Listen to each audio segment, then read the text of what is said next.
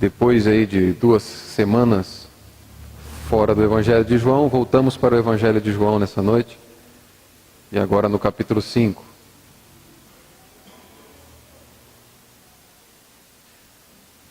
O Evangelho de João, eu vou ler no capítulo 5, dos versos 1 até o 14.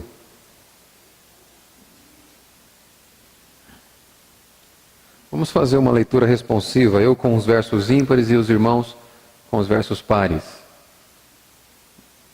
Evangelho de João, capítulo 5, do verso 1 ao 14. Eu começo no verso 1, diz assim a palavra do Senhor. Passadas estas coisas, havia uma festa dos judeus, e Jesus subiu para Jerusalém.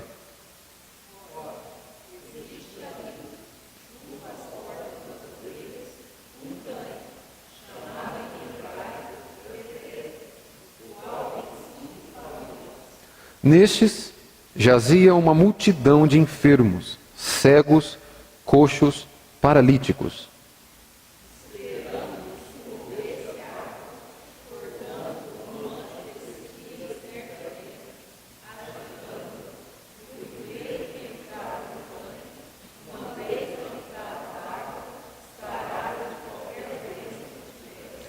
Estava ali um homem enfermo, havia 38 anos.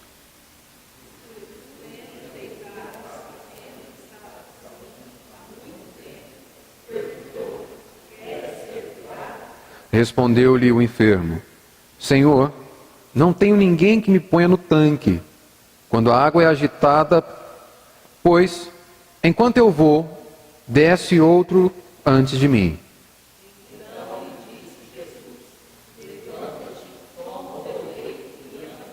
Imediatamente o homem se viu curado e, tomando o leito, pôs-se a andar, e aquele dia era sábado.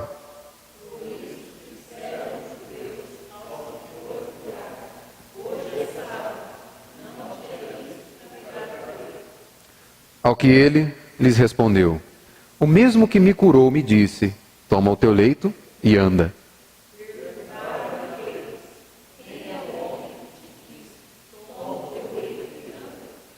Mas o que fora curado não sabia quem era, porque Jesus se havia retirado por haver muita gente naquele lugar.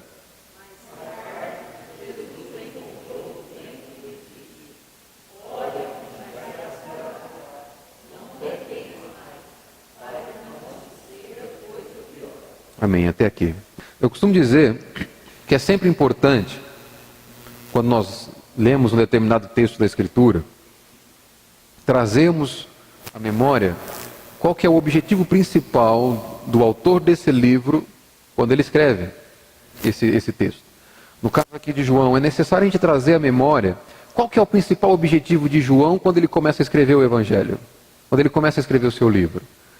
É necessário a gente identificar esse principal propósito do autor, usar como lente para lermos o Evangelho, ou para lermos o texto desse autor.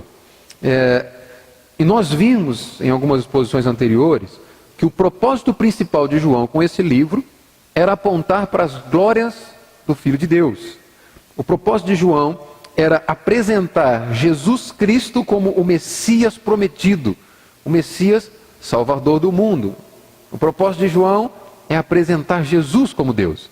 Uma vez que nós temos esse propósito diante de nós, ao lermos esse texto, tendo em mente, João quer apontar a divindade de Cristo, João quer mostrar a glória do Filho de Deus, a sua interpretação começa a ficar mais clara, começa a ficar mais fácil. E João ele vai registrar no seu Evangelho 7 milagres. Jesus fez inúmeros, ele vai registrar 7. E estes 7 milagres que ele registra, ele mostra no final do seu livro que o motivo do registro é fazer com que creiamos. Ele escreve dizendo: eu registrei isso aqui para que vocês creem, para que vocês cheguem à fé, à confiança no Filho de Deus. E ele vai dizer: Jesus fez inúmeros outros milagres, mas esses que eu registrei têm o propósito de te levar à fé, de te levar a crer. O primeiro milagre que nós narramos aqui foi Jesus transformando água em vinho. Depois nós vimos Jesus curando o filho do oficial. que estava à beira da morte. E agora nós vemos Jesus restaurando a vida, a saúde, curando um paralítico. E ambos os milagres, todos esses 3 milagres e os demais que nós vamos estudar na sequência das exposições, têm por objetivo mostrar a glória do Filho de Deus.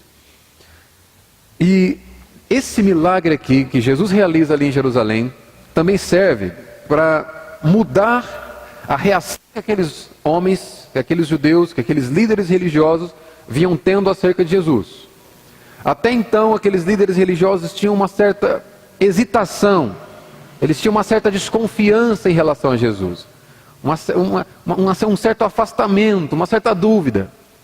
Quando Jesus cura aquele homem no sábado, né, e apontando para si mesmo como sendo em mesma natureza que o Pai, como sendo Filho de Deus, agora aqueles homens deixam de ter apenas uma desconfiança, deixam de ter apenas uma hesitação e passam a declarar a sua perseguição a Cristo.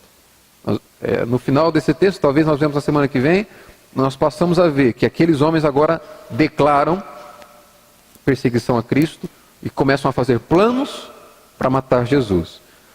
Isso depois que ele se apresenta aqui com esse milagre no sábado, dizendo que ele e o Pai têm a mesma natureza, ele e o Pai são divinos. Aqueles homens ficam loucos com ele e passam a planejar sua morte. Esse texto que nós lemos vai nos apresentar o poder curador de Cristo. E esse poder curador foi demonstrado no centro religioso daquela nação, em uma festa tradicional daquele povo. Olha o verso 1 comigo. Passadas estas coisas, havia uma festa dos judeus, e Jesus subiu para Jerusalém. Antes, numa outra festa que nós expomos, a festa da Páscoa, alguns domingos anteriormente, lá nós vemos que Jesus também teve uma reação. E a reação de Jesus foi demonstrar o zelo dele pelas coisas de Deus. Nós vimos que ele vai expulsar os cambistas, que ele vai expulsar os mercadores do templo, dizendo que aquilo ali é a casa de Deus, é casa de oração. Eles estavam transformando a casa de Deus em comércio. Então, na primeira aparição de Jesus lá em Jerusalém, registrada aqui por João, no capítulo 2, Jesus vai demonstrar o seu zelo pelas coisas de Deus. Ele vai desenvolver alguns sinais naquele dia. Porque nós vamos ver que, através daqueles sinais, os homens passam a crer nele. Só que João não vai detalhar quais são os sinais que ele realiza na primeira vez em Jerusalém. Mas aqui, ele mais uma vez se apresenta e João registra qual foi o sinal. Foi a cura de um paralítico. Jesus, ele frequentava essas festas do povo. Essas festas, dentre alguns outros motivos, apontavam, as festas do Antigo Testamento, elas tinham um objetivo, eram apontar para Jesus. As leis estabelecidas por Deus através de Moisés no Antigo Testamento tinham um objetivo, apontar para Cristo. E agora estava diante deles aquele para quem a lei apontava, para quem aquelas cerimônias apontavam. Mas aqueles homens se apegaram apenas às cerimônias. Jesus ele vai frequentar uma festa aqui de pessoas que se preparavam para a volta do Messias. Se preparavam. E a gente vai ver que se preparar é diferente de esperar pelo Messias. Jesus estava num contexto religioso de algumas pessoas, aqueles líderes religiosos estavam se preparando para o Messias, mas eles não esperavam pelo Messias. E a gente vai ver aqui que se preparar e esperar o Messias são coisas completamente diferentes. Porque eles, ao se prepararem para o Messias, eles se prepararam do próprio jeito. Eles criaram uma forma de esperar o Messias. Aqui a ideia é o seguinte. Lá em Êxodo capítulo 19, aquele povo faz um pacto com Deus. E o pacto é assim, eles vão dizer para Moisés, olha, tudo aquilo que o Senhor mandar, nós vamos fazer. Nós vamos obedecer. Uma aliança foi estabelecida ali. Mas ao longo da história, a Bíblia vai nos mostrar que esses homens falharam em obedecer. Falharam em cumprir com essa aliança, com esse compromisso que eles fizeram com Deus ali. Nos dias de Jesus, então, essa aliança, essa obediência estava completamente abalada. Esse pacto que eles fazem com Deus estava completamente abalado. O que aquela liderança faz? Ao invés de se arrependerem por não terem cumprido com o primeiro pacto, eles pensam o seguinte: olha, agora nós vamos criar uma nova campanha moral, nós vamos criar um novo código moral, nós vamos criar um novo conjunto de regras. E aqueles religiosos, aqueles líderes religiosos tinham regra para tudo. Eles foram além da lei de Moisés, colocaram um monte de regras. E a ideia era o seguinte: olha, a gente falhou da primeira vez, mas agora a gente vai acertar. E aqui que estava o problema. A saída para aqueles homens não estava no estabelecimento de um novo pacto. A saída para aqueles homens não estava no estabelecimento de um novo mandamento, mas estava no arrependimento por não ter cumprido o primeiro. Foi aqui que eles falharam, foi aqui que eles não entenderam. E a ideia deles era: ó, agora vai dar certo, com as nossas regras, com os nossos jeitos. Então eles começaram a se preparar para o Messias e não esperar por ele. Por isso que o caráter da pregação de João Batista, o caráter da pregação de Jesus era: arrependam-se e crede. Não adianta criar um novo conjunto ético e moral. Na verdade, vocês precisam se arrepender porque não cumpriram o primeiro. Esse era o contexto que Jesus estava inserido. Ele curaria um paralítico no sábado, um dia cheio de significados para o judeu, um dia repleto de restrições que, pela tradição daqueles homens, esse novo código de ética e moral aí, eles estabeleceram. E o fato dele fazer isso, o fato dele curar um homem no sábado, vai gerar uma revolta tremenda entre aqueles líderes religiosos. E aqui então vai se iniciar a perseguição a Jesus.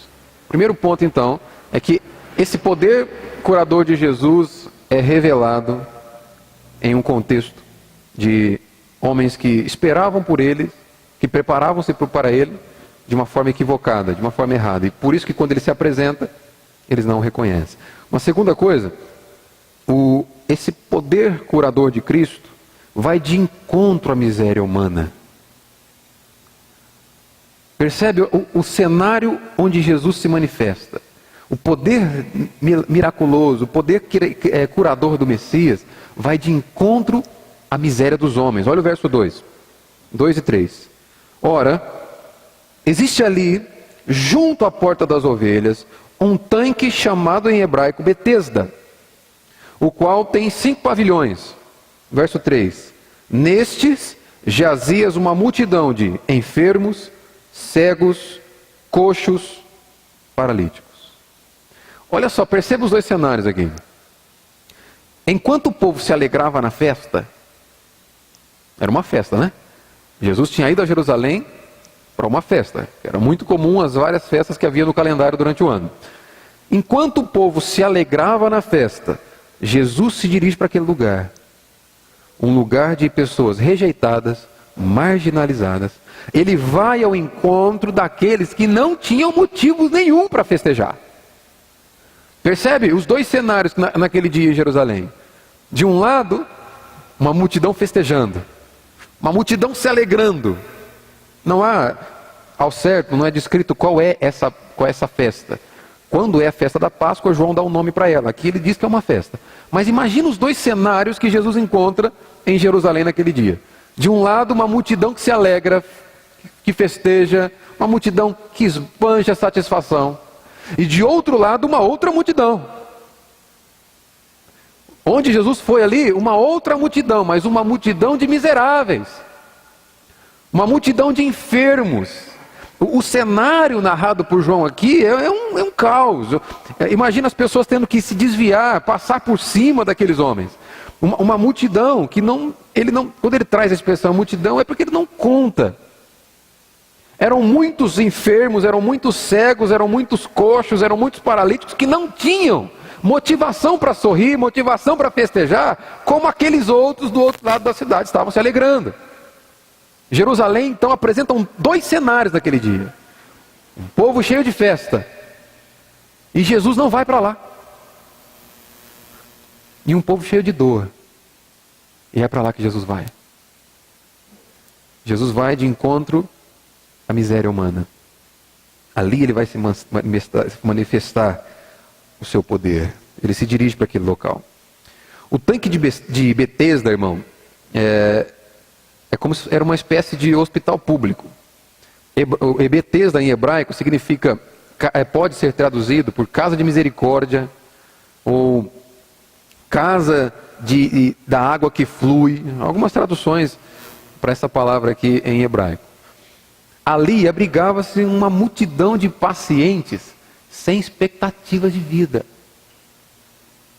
Ali estava uma multidão de homens sem expectativas de cura. Eles não viam saída. Nós vamos ver aqui no que eles se apegavam para estarem ali. Um misticismo frágil. Essa multidão aqui era alimentada por uma crença de que um anjo, em determinado momento, viria, tocaria nas águas daquele poço, a água se movimentaria, o primeiro que se lançasse à água seria curado de toda enfermidade. Eles tinham essa crença.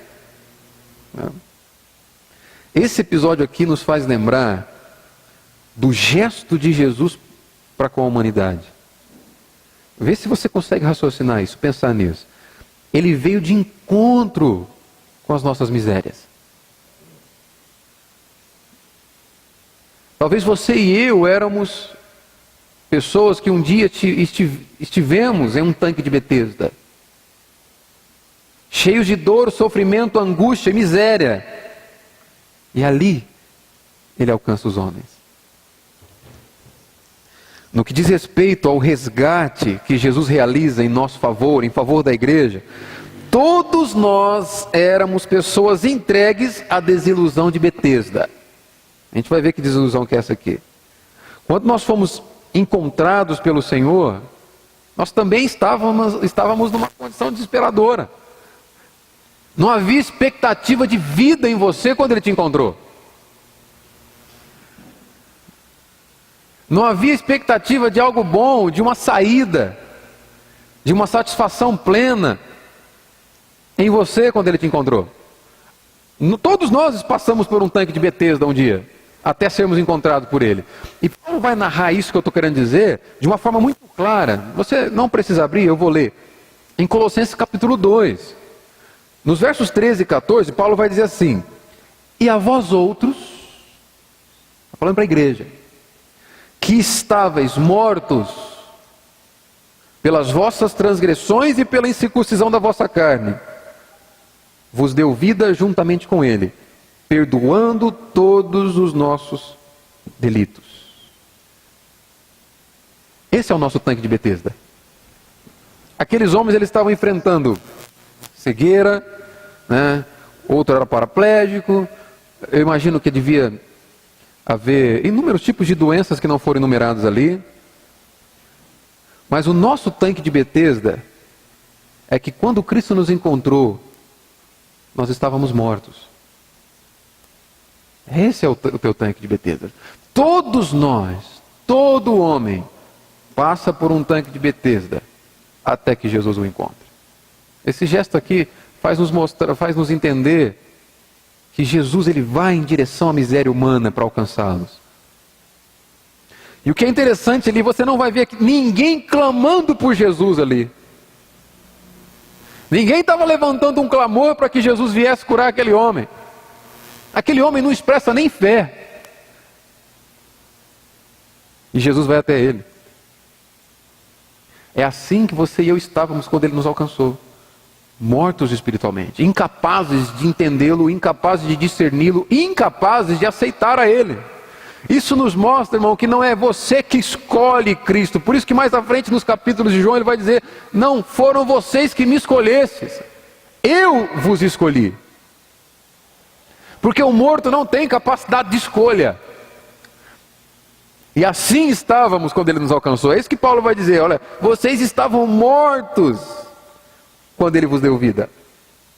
Mortos em vossos pelas vossas transgressões, pela incircuncisão da vossa carne, vos deu vida juntamente com ele, perdoando todos os vossos delitos. Nós vamos ver mais à frente aqui, que o motivo daquele homem estar ali no tanque de Betesda, era o seu pecado. Por isso que Jesus vai dizer, ó, agora que você foi curado, não peca mais. Jesus vai mostrar que o motivo daquele homem estar passando por aquela enfermidade durante 38 anos, é por conta de um pecado que ele cometeu. E esse é o resultado de uma vida de pecado, irmãos. Um tanque de Betesda. E espiritualmente falando, a morte, quando ele te encontra para te dar vida. E Paulo vai concluir esse texto em Colossenses dizendo assim: tendo cancelado todo escrito de dívida que era contra nós e que constava de ordenanças, o qual nos era prejudicial, removeu inteiramente, cravando na cruz. Foi isso que Cristo fez. Então esse gesto dele em Betesda faz nos lembrar claramente do cenário e dos dias em que passamos em Betesda, até que ele nos alcançasse e nos desse verdadeira vida e nos pudesse nos voltar para ele. Todos nós estivemos em um tanque de Betesda um dia, em algum momento da nossa vida. Mas um dia nós fomos alcançados pela graça do nosso Senhor Jesus Cristo.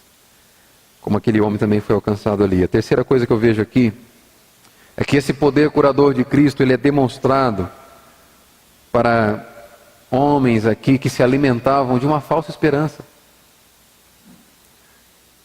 O tanque de Betesda é um lugar onde você é alcançado pela graça de Cristo, mas também pode ser um lugar onde você se apega a falsas esperanças, sem saber. Aqueles homens estavam ali se apegando a falsas esperanças, vivendo a ilusão da incapacidade mística. Olha só o verso 4 aí comigo. Eles viviam enganados, ignorantes, e olha só o verso 4. Esperando que se movesse a água, porquanto um anjo descia em certo tempo, agitando-a, e o primeiro que entrava no tanque, uma vez agitada a água, sarava de qualquer doença que tivesse.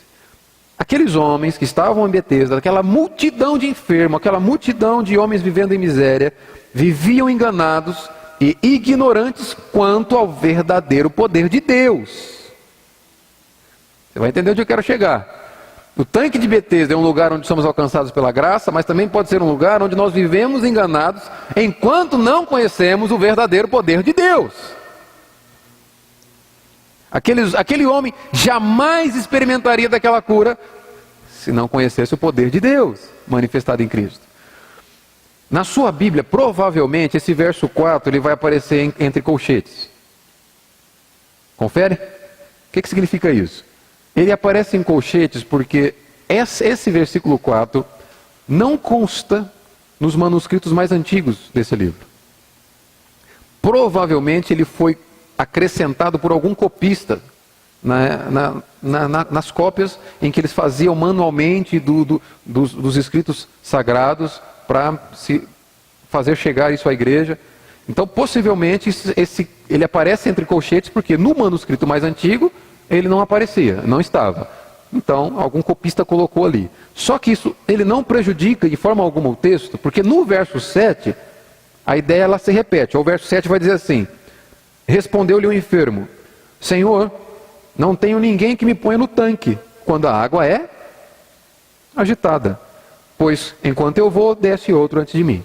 Então a ideia está presente aqui. Esse acréscimo dos copistas não prejudicam em nada o conceito do texto bíblico. Como foi dito antes, havia uma crença de que quando em determinado tempo o anjo chegava, tocava a água, balançava a água, movia a água, o primeiro que se lançasse nela era curado. Percebe que João não defende a ideia de que isso era verdade, mas uma tradição, um mito. E nas escavações, e é interessante a gente ver também porque isso não representa, não diz respeito ao Deus que nós cremos. O Deus da Escritura não é aquele que diz assim, ó, quem chegar primeiro eu vou curar. Não. Aquele homem não foi o primeiro a ir até Jesus. Jesus foi até ele. Então Deus não cura, não resgata, não salva aquele que chega primeiro. Deus cura, resgata, salva aquele que Ele quer. Isso significa dizer que Deus é soberano. Ele salva quem Ele quer. E a gente estava discutindo hoje na escola bíblica dominical, né? Mas por quê? O indivíduo passa a vida inteira dedicando a Deus, né? E Deus o salva. Aí aquele que passa uma vida inteira errada, no fim da vida, lá faltando os 45 minutos, lá no finalzinho de prorrogação para o indivíduo morrer, Deus o salva também. Mas como pode isso?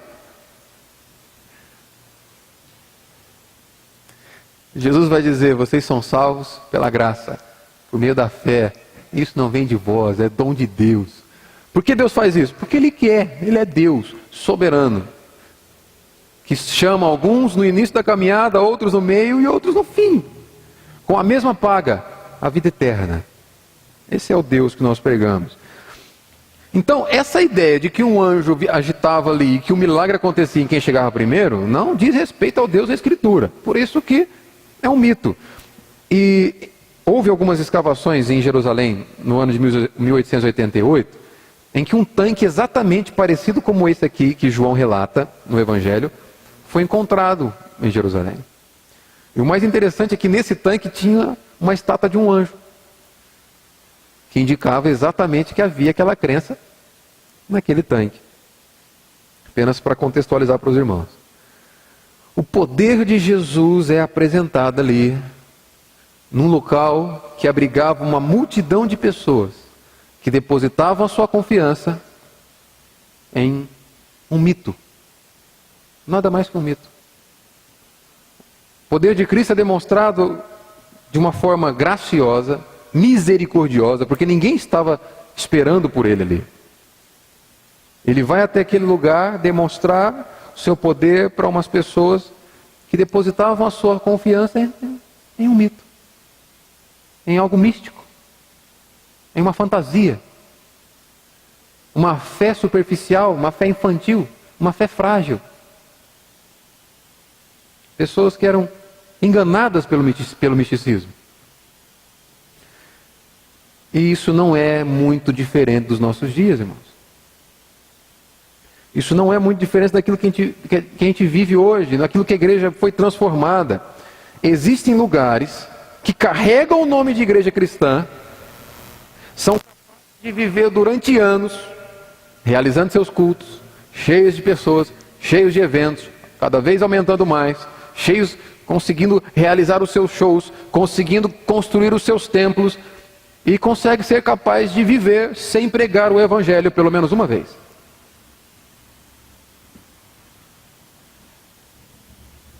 A ilusão que aqueles homens viviam ali, preso em uma fé infantil, preso em uma fé mística, preso a um mito, confiando em uma mentira, o misticismo passa a ser sinônimo de uma fé verdadeira. Lugares onde as pessoas continuam se apegando aos mitos. Lugares hoje em dia onde pessoas continuam se apegando a farsas, a um falso evangelho. Lugares onde a pessoa é encorajada a pegar uma toalhinha ungida, levar para casa para ser curado. A pegar uma rosinha ungida para levar para casa para experimentar alguma libertação. Lugares onde a pessoa é estimulada a levar para casa um olhinho ungido, porque vai passar aquilo em alguém e vai curar o indivíduo. Pessoas que continuam se apegando a símbolos sem fundamento bíblico. A farsas, a mentiras que não representam o verdadeiro evangelho. É muito comum hoje.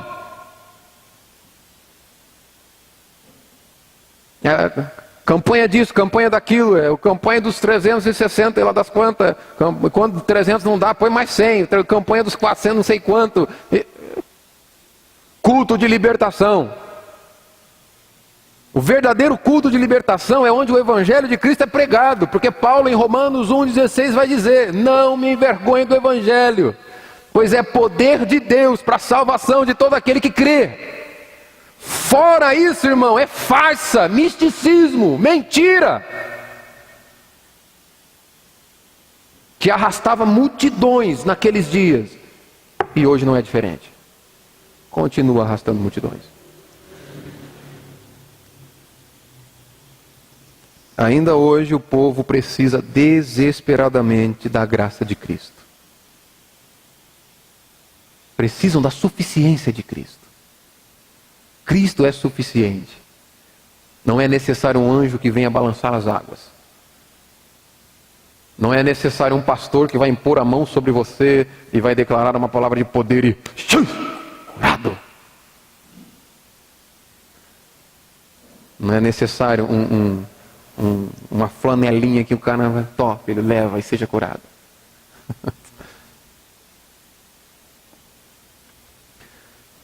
Mais do que nunca, as igrejas de hoje precisam do verdadeiro evangelho.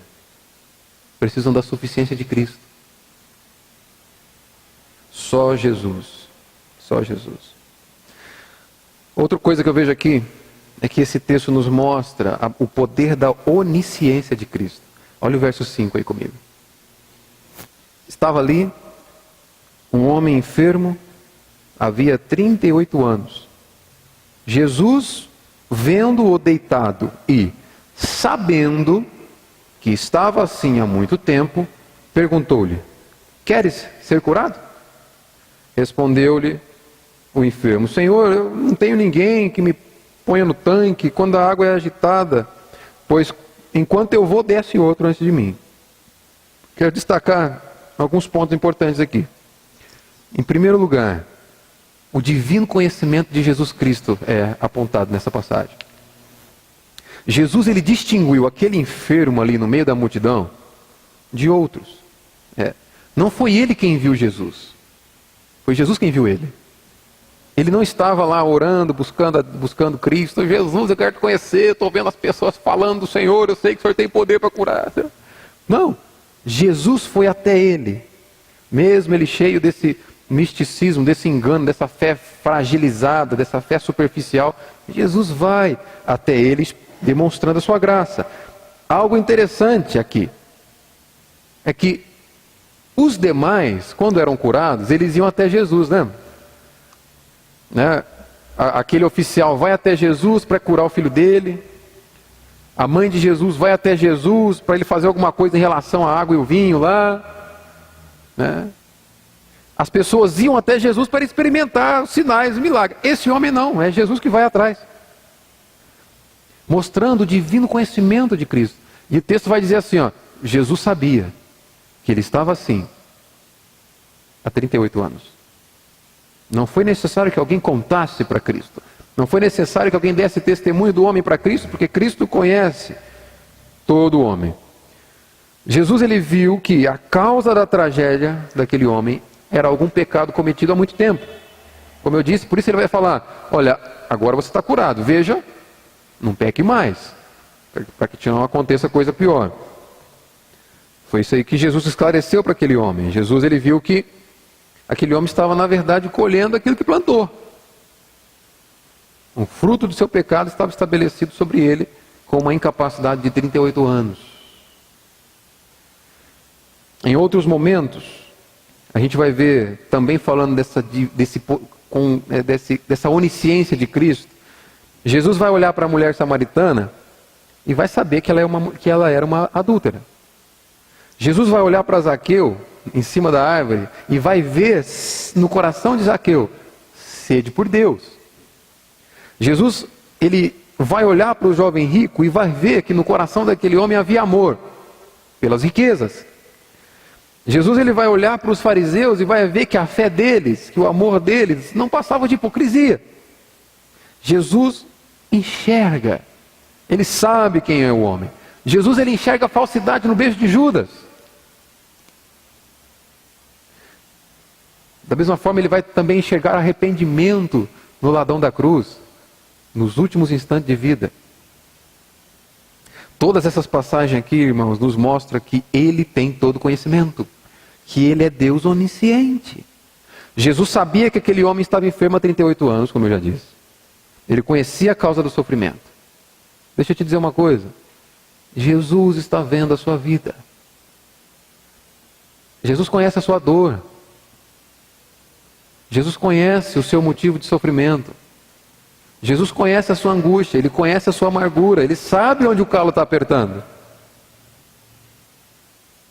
E Ele não está alheio a tudo isso. Nada sobrevém sobre a tua vida que pegue Deus de surpresa. Em nenhum momento da sua história Ele fechou os olhos e te deixou sozinho. Isso não se aplica ao Deus da Escritura. O Deus da Escritura é aquele que está contigo, que está com cada um dos seus filhos, todos os dias da sua vida. Aquele homem foi alcançado, supremo conhecimento de Cristo, pelo divino conhecimento de Cristo, pela graça de Cristo. Irmão, você é alvo da graça de Deus. Quer saber? Pelo simples fato de você estar aqui nessa noite. Até o desejo de adorá-lo vem dele. Você não está aqui porque venceu a preguiça hoje. Você não está aqui porque simplesmente não tinha coisa mais interessante para fazer. Você foi alvo da graça de Deus que te atrai com cordas de amor, como foi cantado, ministrado aqui. Em segundo lugar, esse texto nos mostra a divina compaixão de Jesus. Jesus viu aquele homem com uma doença incurável, era uma causa perdida. Por isso que Jesus vai ao encontro dele, Jesus o viu, o texto vai dizer, Jesus viu aquele homem, os olhos de Cristo foi lançado sobre ele, assim como os olhos de Cristo estão sobre as nossas vidas. Jesus toma a iniciativa, Jesus o abordou, Jesus sentiu a dor daquele homem, a angústia daquele homem. Esse episódio aqui nos mostra o que é um verdadeiro milagre gracioso. Perceba, eu disse até agora que esse milagre gracioso de Cristo foi um movimento unilateral de Jesus para aquele homem. Não houve nada do homem para Jesus, nem gratidão. Você vai ver no final do texto aí que ele foi curado, Jesus vai dizer, levanta e anda, ele simplesmente levanta e sai. Você não vai ver ele falando, louvando a Cristo, falando, obrigado porque eu fui curado, obrigado, obrigado. Não, você vai ver ele simplesmente se levantando e saindo, ingrato. Uma característica daqueles que são apegados ao misticismo de Betesda. Não consegue ser grato a Deus por aquilo que ele faz, não consegue ser grato a Deus por aquilo que ele dá. Sempre espera algo mais.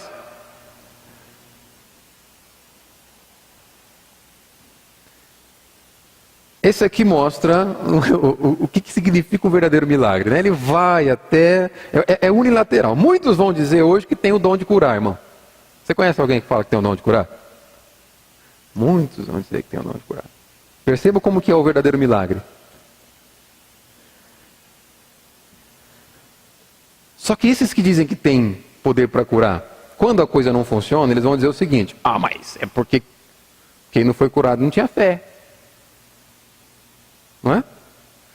Jesus não esperou pela fé do paralítico aqui. Todo aquele que tem dom de curar, se ele tiver em sã consciência, ele vai falar que ele recebeu isso de Deus. Certo? Deus estava curando aquele homem ali. Você não vai ver, Jesus não vê fé naquele homem. Ele não estava esperando. Ele simplesmente sai, não agradece, e quando volta, Jesus vai dar alguns conselhos para ele, mas ele não expressa fé. A verdadeira capacidade de curar de Deus é aquela que independe, inclusive, da fé de quem recebe. Não é? Por exemplo, quando Pedro cura Dorcas, Dorcas estava em condições de curar, de ter fé? Como é que Dorcas estava quando Pedro curou ela? Quem lembra? Estava morta. Já pensou se Pedro fosse falar assim? Então, não deu certo porque ela não creu. Estava morta. O verdadeiro dom de curar é aquilo que Cristo desenvolveu aqui. Ele mostra aqui como sendo Deus. E aquilo que Ele, como sendo Deus, deu a seus apóstolos para confirmar a palavra do Evangelho que era pregada. E ponto.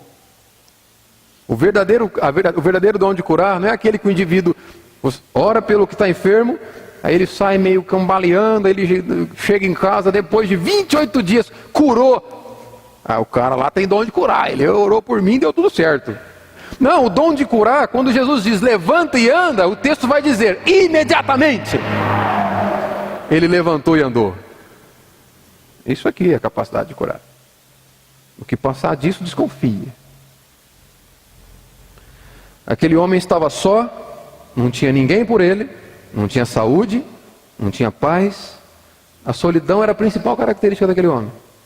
Ele estava no fundo do poço, mas foi lá que Jesus o encontrou. E estendeu a mão e mudou a sorte daquele homem. É assim que ele age conosco, irmão. Não somos nós que o encontramos. Pela sua graça ele nos encontra. Mesmo quando você não merece.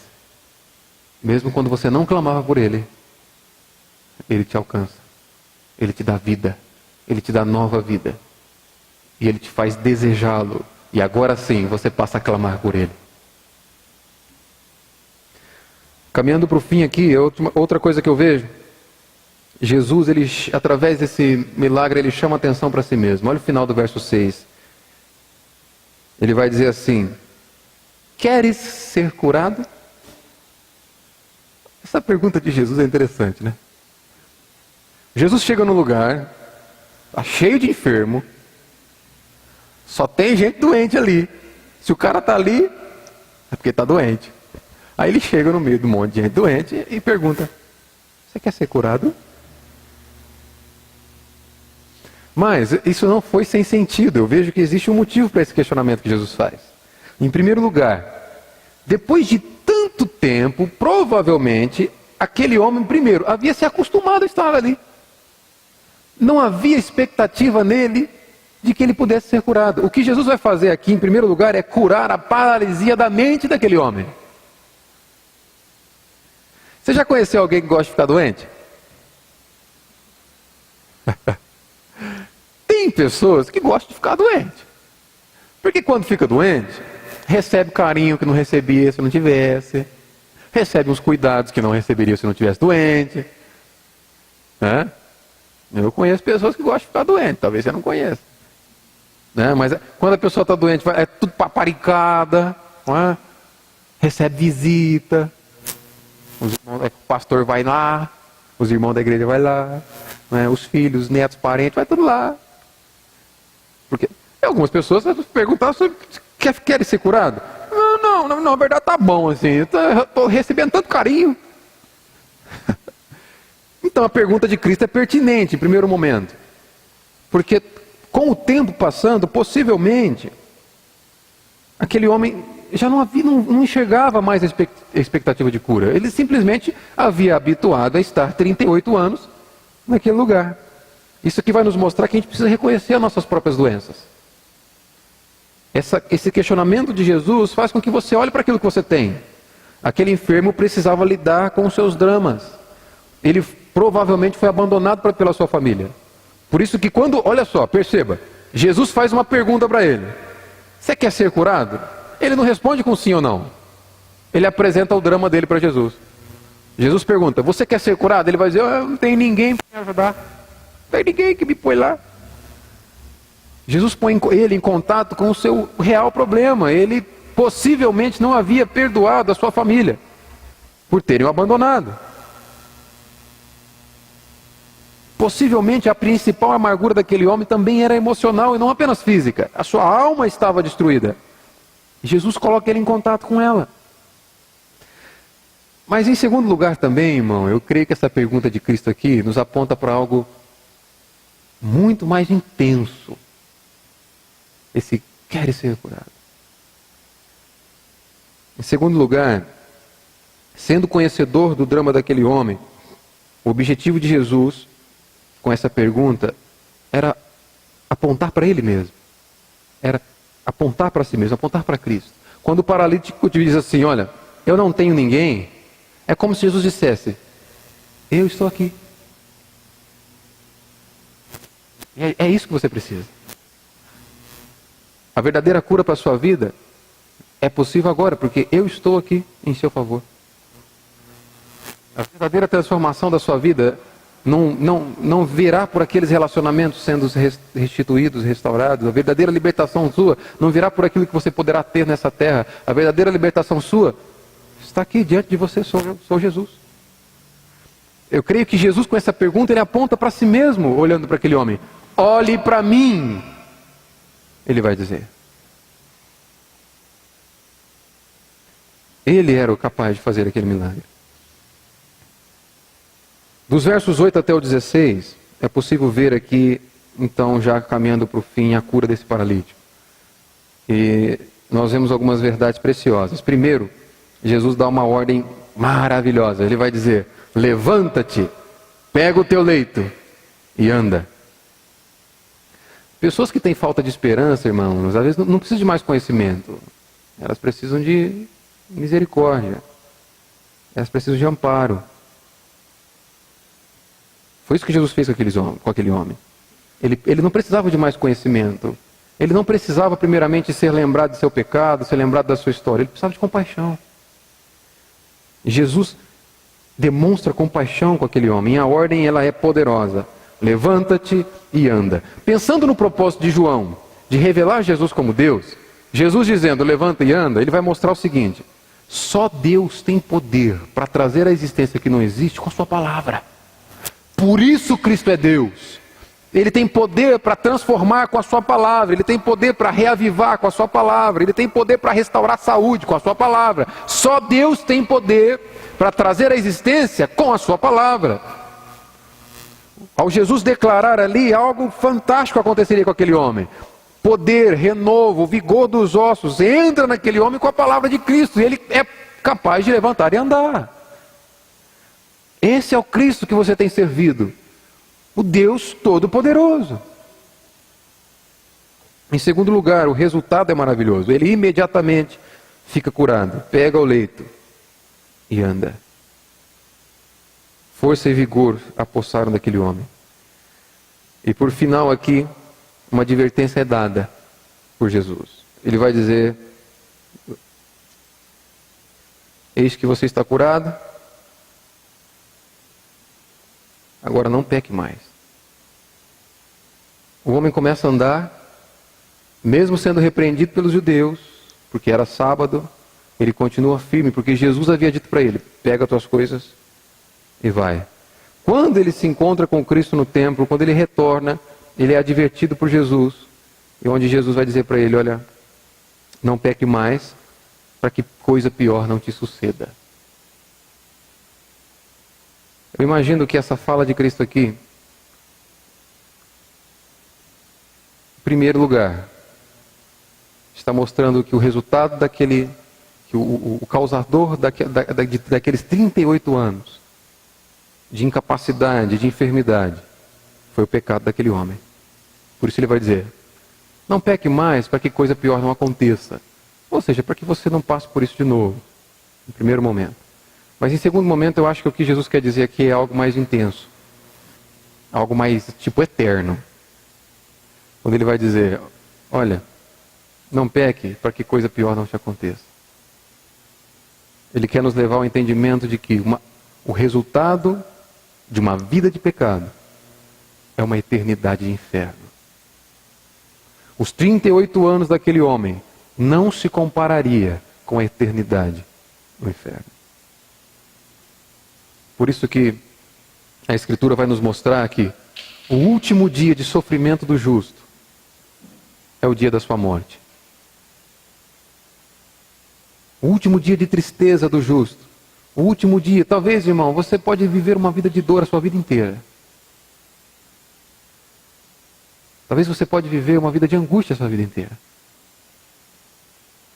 Mas se você for capaz de entender que o último dia de angústia de um cristão é o dia da sua morte, e ele passará uma eternidade de contentamento e satisfação, você vai ser capaz de dar glórias a Deus, ainda quando a dor se apresentar.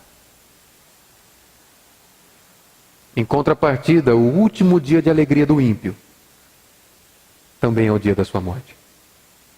O último dia de satisfação do ímpio também é o dia da sua morte. Porque ele terá uma eternidade de dor e sofrimento. Ele desejará morrer e não conseguirá. Por isso Jesus diz: não peque mais, para que coisa pior não te aconteça. Concluindo aqui, assim como aquele homem, nós somos alvos desse agir gracioso de Jesus Cristo.